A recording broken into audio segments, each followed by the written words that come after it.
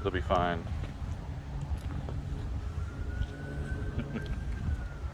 It'll be fine. So may count. Oh, 3, 2, 1.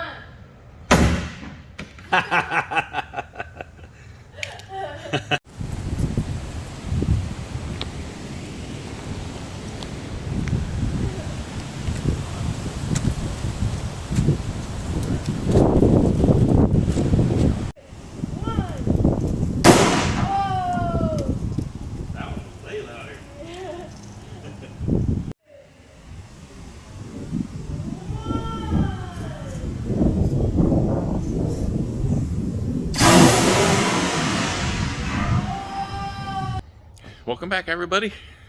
It has been a couple minutes since we made a video or an update on old Stitches right there. We've been driving it around. We took it to some car shows.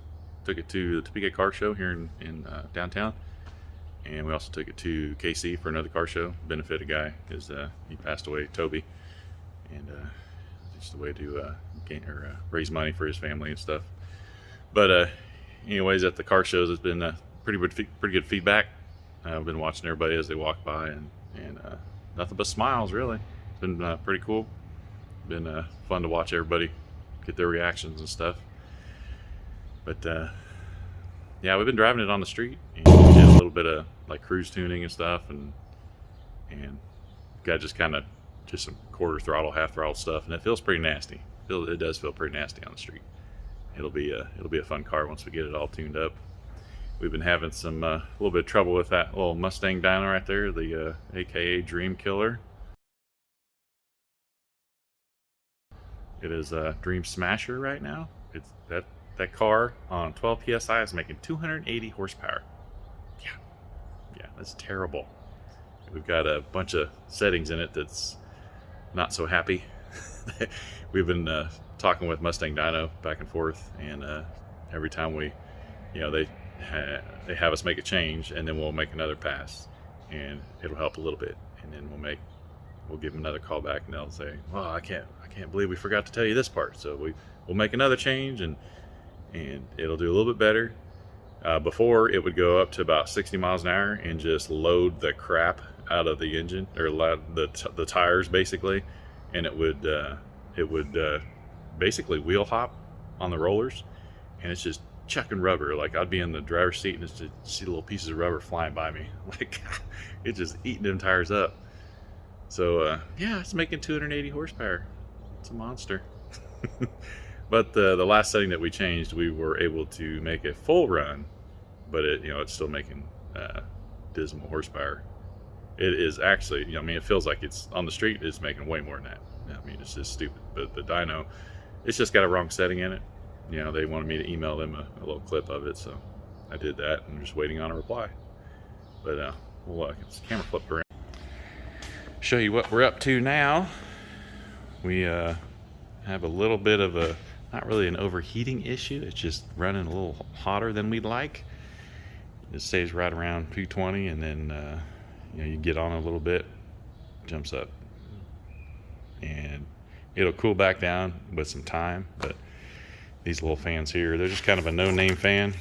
They're just some fans that Ken had. I think he got them through a trade deal or whatnot. So we're gonna give them a whirl. But they whirl. They just don't cool adequately for that big engine. So we got some SPALs. If you're gonna I'd recommend now, if you end up doing any kind of a build, just buy the SPALs or Durelli, or what's the other one, Flexolite. They all have really awesome fans. I mean, they're rated at 1400 CFM, and the SPALs, they've got the strength. Like those, they might say 1,000, but once they start pulling through a radiator, they're down to 500. These things will maintain. We put them on Brady's car, and that was the fix for his car from overheating, was the SPAL fans. So I think these will help out a ton. They look quite beefy. These are only 11 inchers. I did not realize that. They're not 12 inchers. Like, the actual fan measurement from there to there is like 11 3/8. It's really weird. I didn't even know 11-inch fan was a thing. These Durrell, or not Durrell, the SPAL fans, they're 12 inchers all the way across. So obviously that makes it not so it won't match up. But no big deal. We got a welder. We got some scrap aluminum laying around here.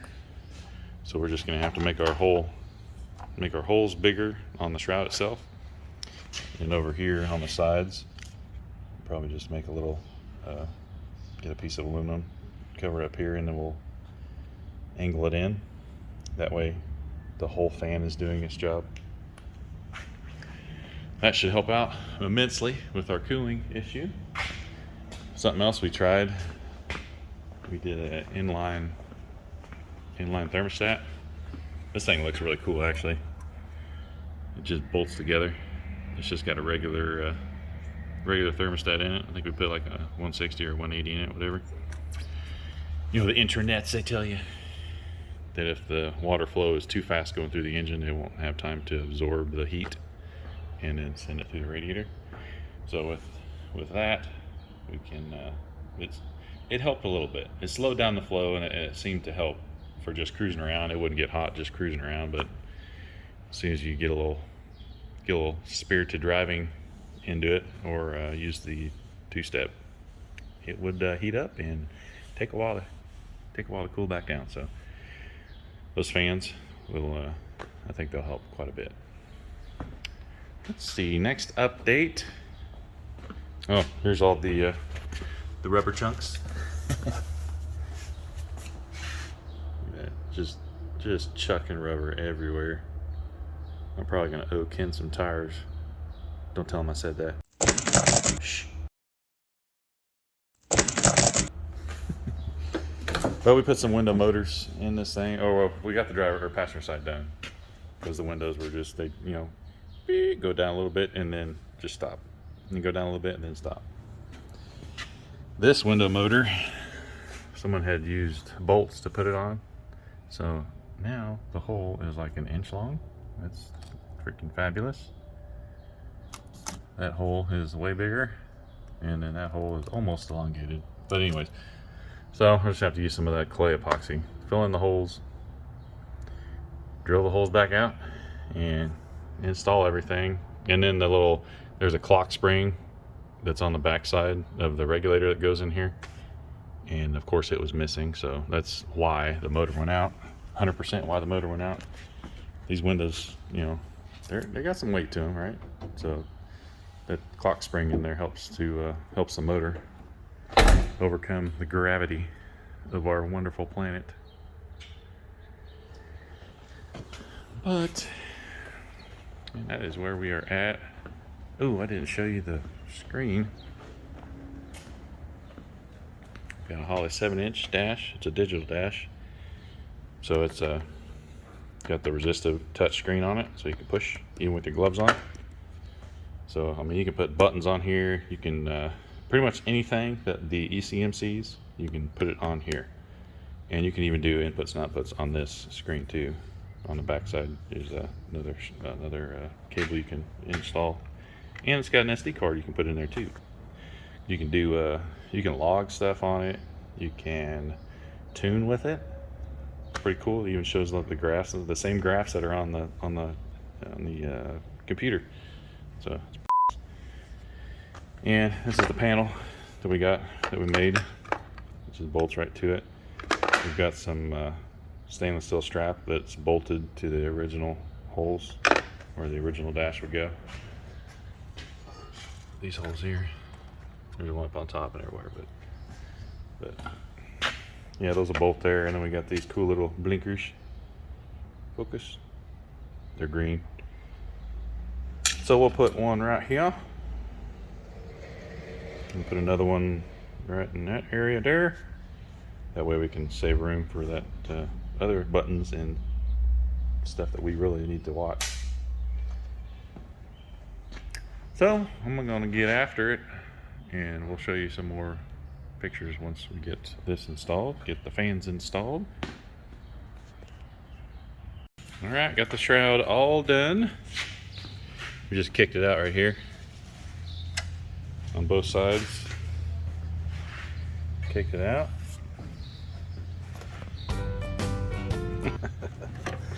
You just want to be in the videos, don't you?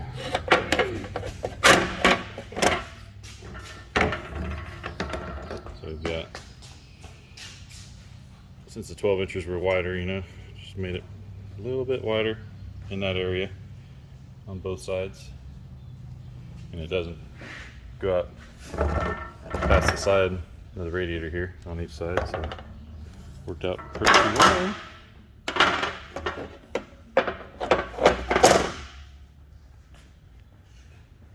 So hopefully those will work better. I'm pretty sure they will. Then we're gonna put these plugs on there. These are different than what I usually use.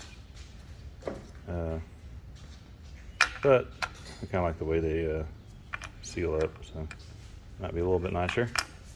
They got a little thicker plugs on them too for the higher amperage. And we got our screen all done up. Got the little blinkers in there. So we'll just have to install that. Install the fans. And see how they end up working. Alright, we got the fans all installed. Look just like the old ones did. But these fans work freaking awesome. We have, before it would run, like if you do some spirited driving, it would get up to about 220, 230, and then just kind of stay there. Now, driving around town, it's about 185, and then when you come to a stop, it's 180. It just goes right down to 180. And on the highway, it's about 195 at the most. So we're gonna hook up one of the ABS sensors to the Holley. That way we'll have speed, and we'll turn the fans off when we're on the highway. I think that'll help out a ton. Plus, we made this shroud, so it bolts on here. There's a piece of strap under here that I welded, just kind of tacked it on and tapped it, like 3/16 strap. So this is all being held on by these two bolts, and I bent them so it goes all the way down there. Just kind of channels all the air right through the radiator.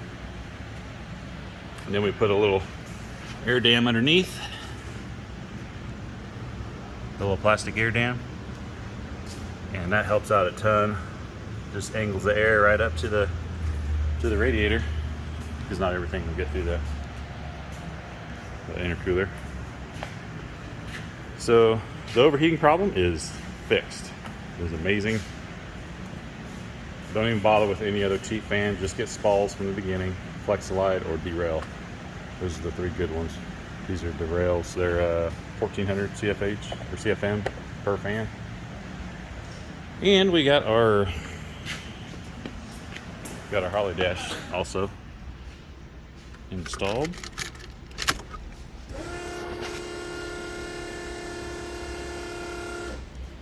It's installed and working. I'll probably do a little bit more on the screen on the next video, but like this one here was like fuel pressure. We changed it to boost, and our blinkers are working.